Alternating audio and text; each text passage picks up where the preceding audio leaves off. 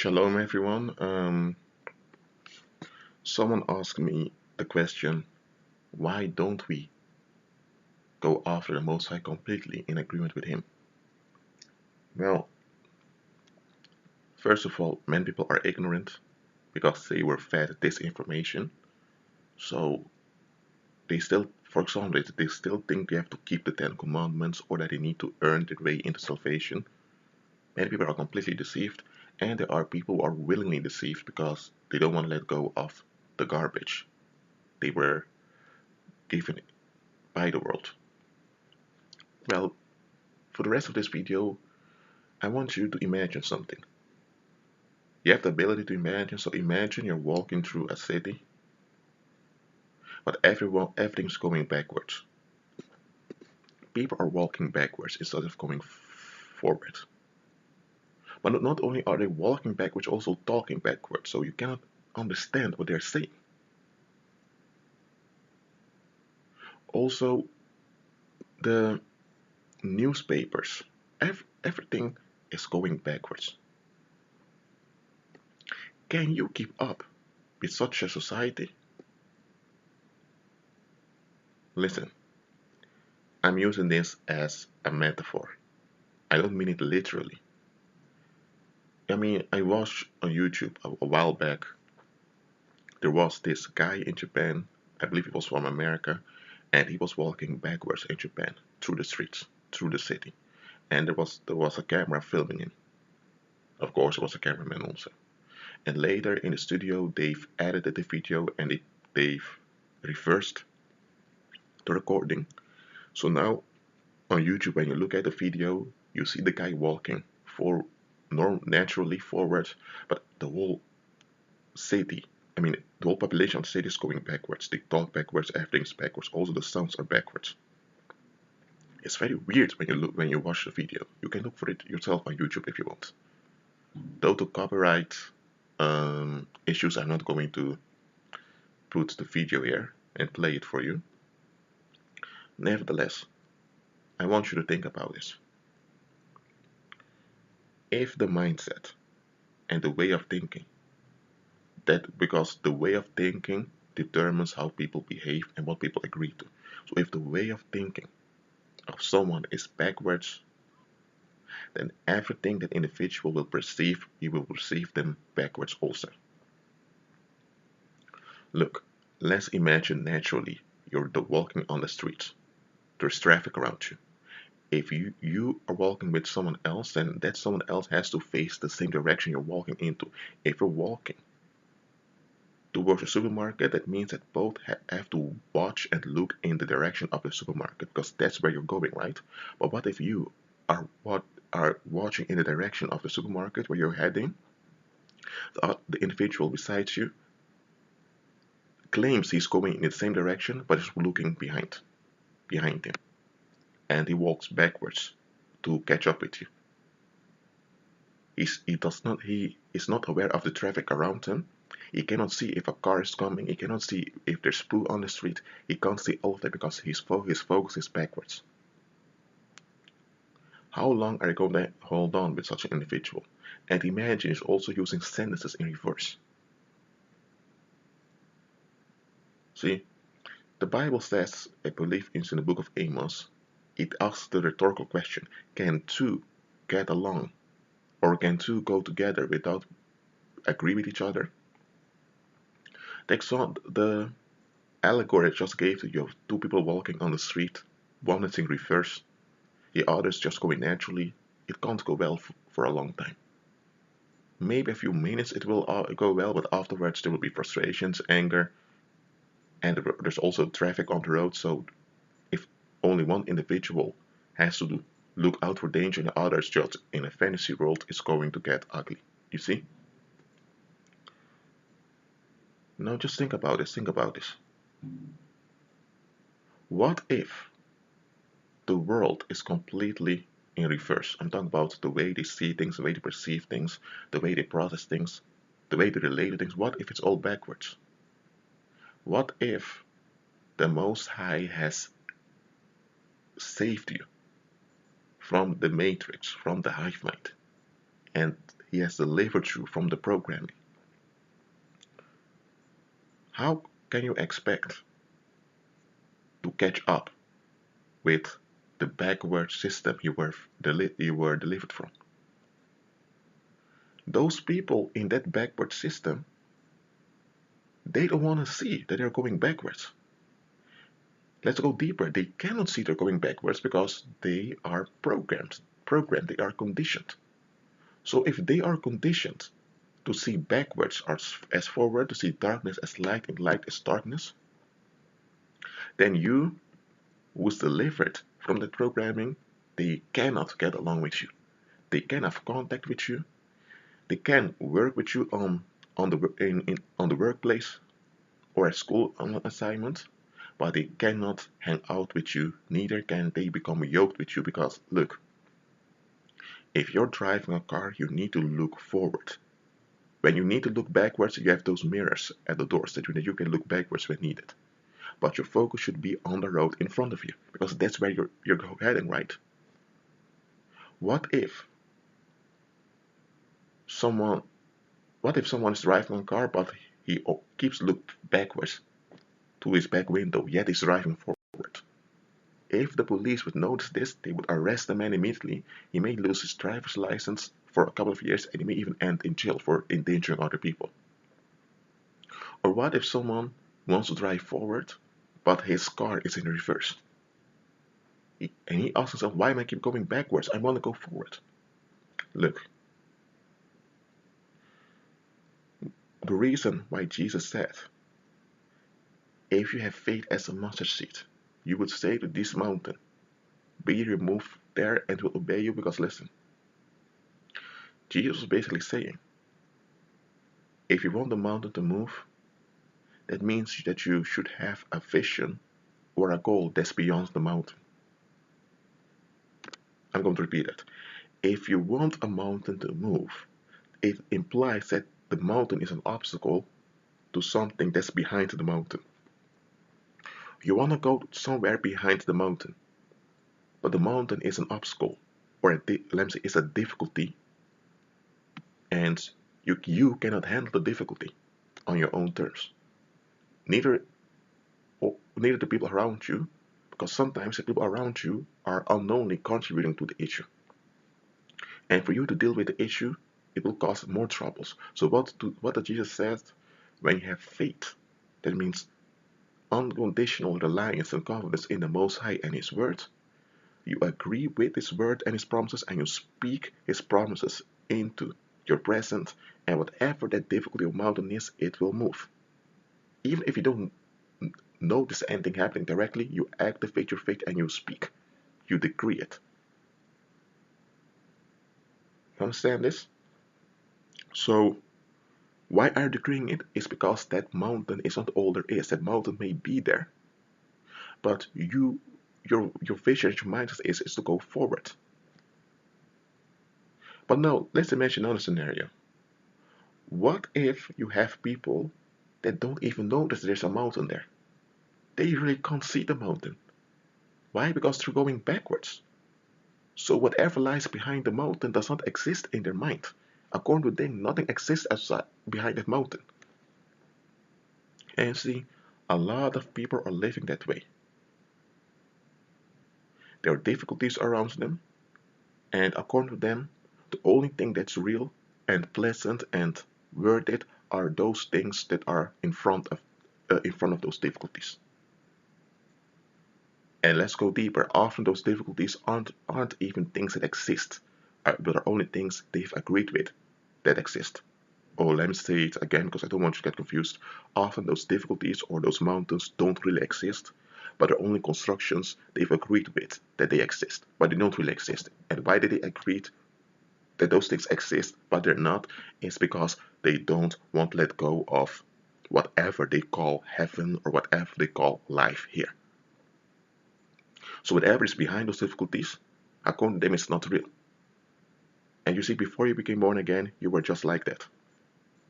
There were certain invisible boundaries, certain so-called difficulties there that you've bought yourself into because you were a part of the world. and you lived in fear. Fear isn't just being afraid with adrenaline and running away. Fear also expresses itself through anger, through avoidant behavior, through antisocial behavior, through extreme conformity. That means you having no individuality at all. Fear has many ways of expressing itself. You were operating in fear, in agreement with demons before you became born again. Now that you're born again, you notice a lot of weird things.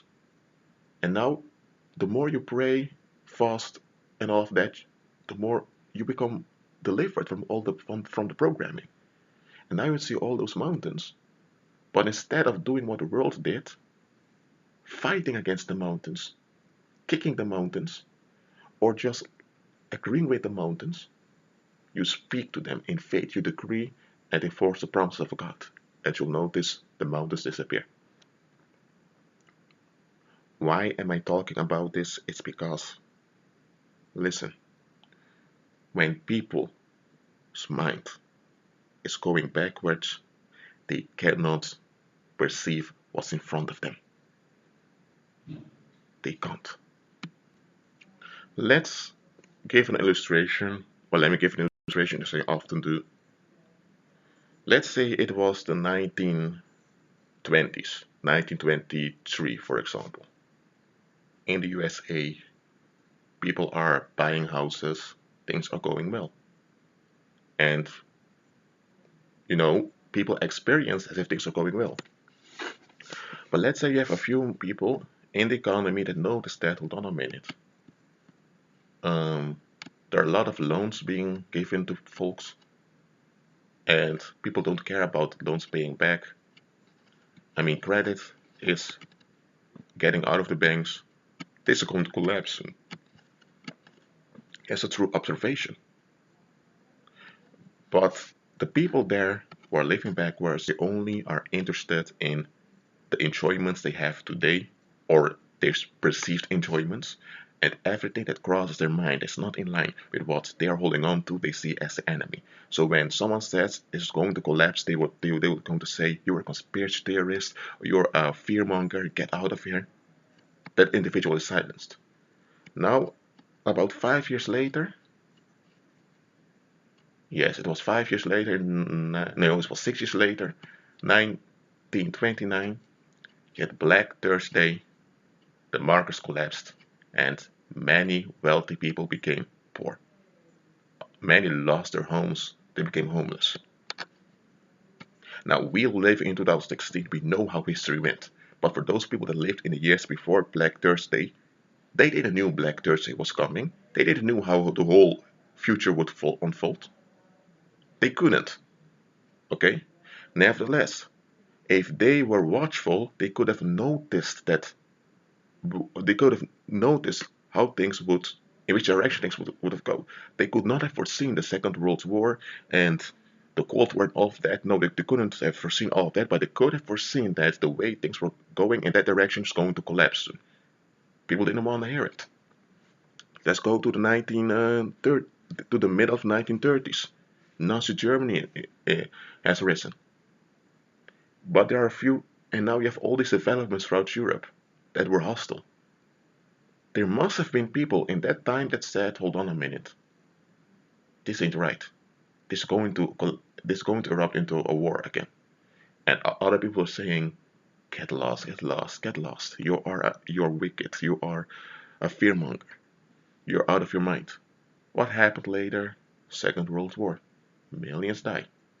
And besides that, there are also mass murders and genocides happening that people didn't want to hear about it. See, history repeats itself. Because people live backwards. Now, they're not really living, I'm sorry, they're not living, but they're operating backwards. And that's what I want to say to you. You cannot go backwards with faith. Faith is meant for you to operate according to the will of the Most High. Everything that's not in agreement with the Most High is taking you backwards. It's taking you against fact and against truth, against reality. For example, There are people, I'm just giving an illustration here, okay? I'm not condemning anyone. There are people, they meet someone, they so-called feel infatuated sexually, and when they only talk about that other individual, or let me give a better illustration. You have a girl named Sarah, and you have this guy called Dean. Sarah saw Dean and she became excited when she saw Dean. Okay, there's nothing wrong with that. As a woman, you should feel sexually, excited, and you should become aroused by men. You should. That's nature. That's natural. Okay, that's how you were designed by the Most High. But you were not designed to become obsessed with someone. That's against nature. You see. But this Sarah, oh, she's so infatuated by Dane, and other people around her are looking at her and thinking, "What the heck is wrong with you, girl? What the hell is wrong with you, woman?" Okay. So that woman now approaches Dane, and they get involved with each other. Well, it went quickly. And the thing is, Sarah is completely blinded. She does not notice the, I would say, the narcissism of Dane. She does not notice how unkind he is when he doesn't have his way. He even treats her as trash in front of other people, but she just cannot see it. She willfully denies it and blames other things for his behavior. And what happens now? They get married to make it official, and then after a year into the so-called marriage, all hell breaks loose. Or maybe they don't get married, but they go and live together, and after a year, bang! Now there's domestic violence into the house. What just happened? Sarah operated backwards. She saw someone, and in her mind, she imagined certain qualities and expectations with that individual. But what was the real issue? Sarah had issues with her parents, and she still somewhere hopes to get compensation for the imperfections of her parents, and also the imperfections of the other people she met in her life. It's not only her parents, but also the imperfections of other people. Now, instead of relying upon the Most High and letting the Most High heal her, she's now projecting her unmet needs onto someone else. And now she saw Dane. Dane was tall, he was handsome, so she immediately became obsessed with him by projecting her unmet needs onto him. And she was basically using him in order to get those unmet expectations met. And Dane wasn't aware of it, but Dane, he had easy access to sex, and with someone doing his biting for him, so he just went along. And Dane often felt pressured by Sarah because Sarah was so controlling, but he got along because he fell under her spell. And even Dane thought it was real, that it was love. But only when they got together and they had to deal with each other for a while, the magic ends. The magic broke. And now they are seeing the true ugliness of what's going on. Now, this is something that has been played out millions of times during our generation, also in previous generations, and it keeps playing out. Why? Because people operate backwards. And look, I've used the example of a woman becoming infatuated with a man. It also happens the other way around. Men becoming infatuated with women. It have also, unfortunately, the other way around. Men get infatuated with men, women get infatuated with women. It all happens. Nevertheless, it's all a form of an expression of operating backwards. Because listen, you cannot, under any circumstance, think that one individual can be the significant individual for you and that he or she is going to fill all the unmet needs in your life. This video is not a therapy for couples. No, I'm just talking about, operating backwards. But this example of of infatuation, it just came up into me to get to teach it to you because it's a very easy illustration of how operating backwards works. It's also a very easy example because this is the backwards thinking that's promoted by the media, by Hollywood, by the schools, and also by often by peers. I'm going to repeat it. You cannot simply expect that if you meet the one, that's a perfect sexual partner, something that doesn't exist but that people hope exists. You cannot expect that that sexual partner is going to fulfill all your unmet needs, and often needs that aren't even natural, that are imaginary needs. You can't do that. That has to go wrong. And there's also another thing. You cannot expect that one individual, this is nothing sexual most of the time. Often when people have unmet expectations and unmet needs, they tend to project that frustration onto someone else. And they become obsessed with that with their victim by raging against their victim. That's also backwards. Because even if that individual did something to you, or even if that individual, apart from you, has their own issues, they still cannot be responsible for the unmet expectations and needs you have, because often the victims aren't even aware that you exist. And most of the wounds you've encountered through life happened before you even met those people.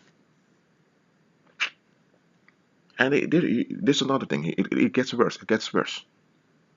Now you have folks, I'm talking about the dating scene now. Now you have folks that have their unmet emotional and mental expectations. They have their brokenness. And they, oh Lord, they go to church or those other institutions to get the one that matches their unfulfilled expectations. Now they're with them, and when it goes wrong, because it must go wrong soon, they blame the one they chased after. Now don't get me wrong here. There's nothing wrong with becoming sexually aroused with someone else of the opposite sex. There's nothing wrong with it. It's natural, okay? It's not natural to become obsessed with them. There's nothing wrong with a woman seeing a handsome man and feeling attracted to him. There's nothing wrong with a man feeling attracted to a woman and becoming attracted to her. There's nothing wrong with that. It is wrong to be ruled by some affection and that you can't even explain why you're having that affection. And this last thing is what's rampant throughout society now. And it gets worse. Now those people that are together, they also have children. And now the children are growing up in a messed up environment. And what happens when children grow up in a messed up environment? They have all this brokenness with them that they don't dare to talk about because they don't want to be victimized by other people. So now they're going to look for someone to project their unmet expectations on. And it goes from generation to generation. Look, there are far more examples I could have given and far more illustrations I could have given, but the Holy Spirit led me to give this illustration of dating onto you, not because dating by itself is something wrong, but because, let me say it like this. First, you need to explain the dating is a term that was used before the 1920s that meant prostitution. If a man went to a red light district and he paid a prostitute to have sex with her, he went on a date. That's what dating means. What we call dating today is just socializing with potential sexual partners. That was not what dating meant before the 1920s. Nevertheless, I'm not against people being interested in a potential partner. I'm not against it because Scripture is not against that. The Lord is not against that. What I meant is those backwards expectations that are promoted by the world. And listen, if you're a believer, because this video is meant for believers, If you are a believer, you are in agreement with Christ, you cannot also be in agreement with this backwards thinking of the world. There's also backwards thinking when it relates to finances, when it relates to all those other things. Anyway, I'm going to close this video now because I want you to think about it. I want you to read the scriptures for yourself. I want you to grow in faith and be delivered from the backwards expectations of this world. That being said,